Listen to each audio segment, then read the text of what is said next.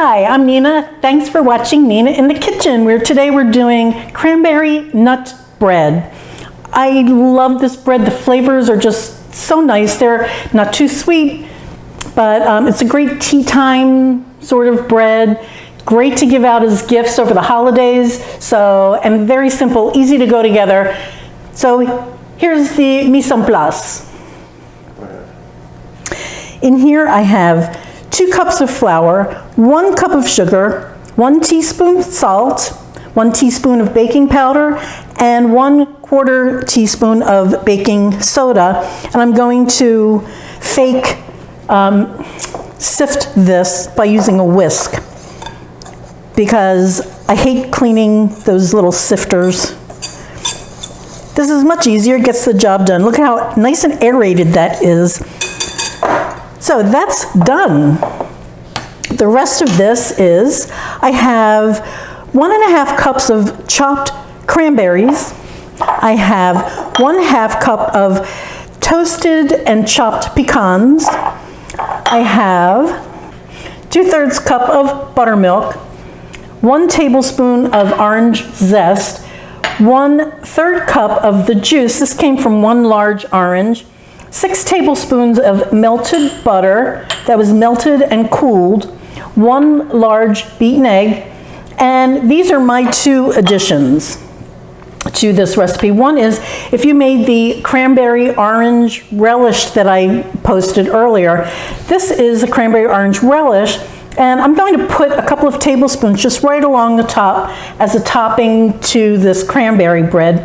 The other ingredient is this fiori di Sicilia, which is a wonderful, it's a orange vanilla extract.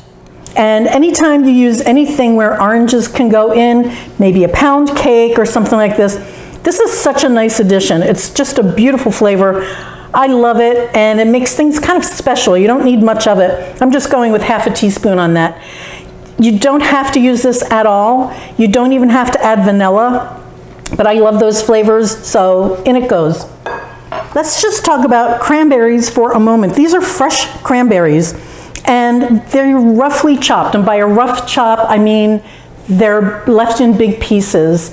You don't have to mince them. You can do this in a food processor, but honestly, that would take so short of a time that I just chopped all of these. You have to know that when you chop them, they kind of burst on you, because cranberries have an air bladder in the middle of them. I don't know if you can see that on camera, but they have these tiny little air pockets, and they float like a cork. The way that they're harvested, at least for some uses, they're harvested by flooding the cranberry bogs, and then they rake them, and you see these cranberries float to the top. We used to live in cranberry country, so it's pretty cool to see that. Anyway,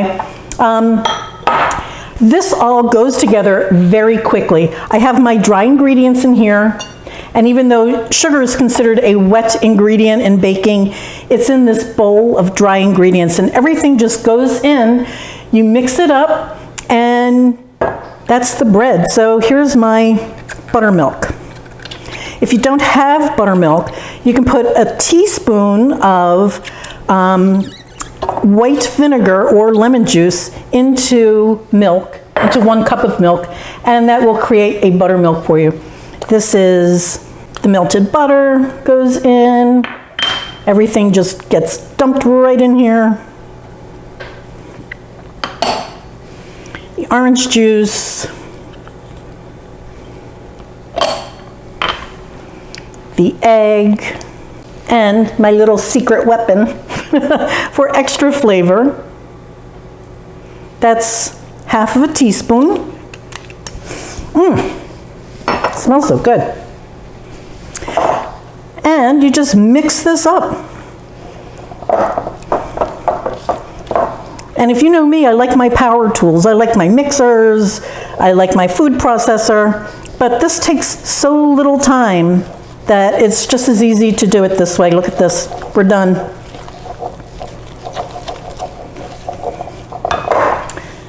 I'm just adding the nuts and the cranberries. Those get folded in, And that's the bread. It's called a quick bread because it doesn't have yeast, but as you can see, this one goes together very quickly.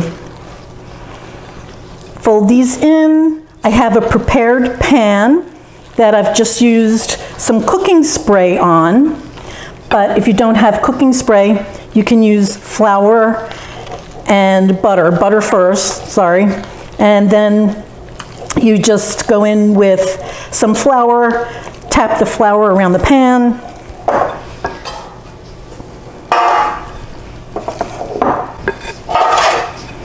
And this is a 9x5 pan, which is a typical standard, I should say, loaf pan.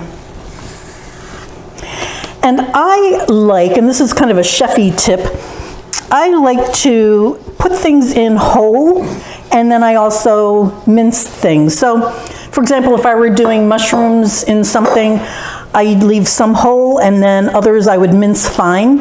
And then that way it carries that flavor throughout. So what I'm going to do here is put some of this cranberry relish right over the top. I'm making a little hole in the middle here, and then this can all go right in as a topping.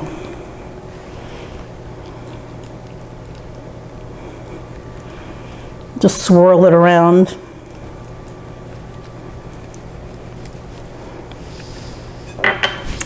Now this goes into a 375 oven.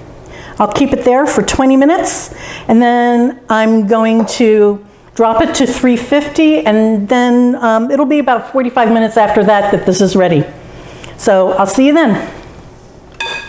Well, what I have here came out of the oven. It rested for 10 minutes in the pan, and after that it rested for about 20 minutes, and now we're ready to cut into it. The part of the baking process with any bread is that you have to let it rest. If you cut into it right away, it's not going to taste as good. You're going to squish the bread pieces together. It becomes gummy. You must let it rest, very important. So here it is, this little beauty. Look at that, and the aroma is really, really great. This is a classic for a reason, you know, to have the orange and the cranberry together. So good. So, I don't know if you can see this. This is so beautiful. Look at this. Still a little warm. Oh, it's perfect. Okay, well, I'm gonna grab some. Let me taste that for you. I'd be happy to.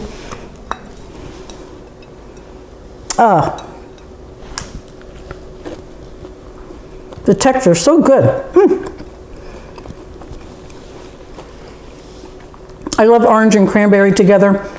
I used pecans. You can use almond or walnut, but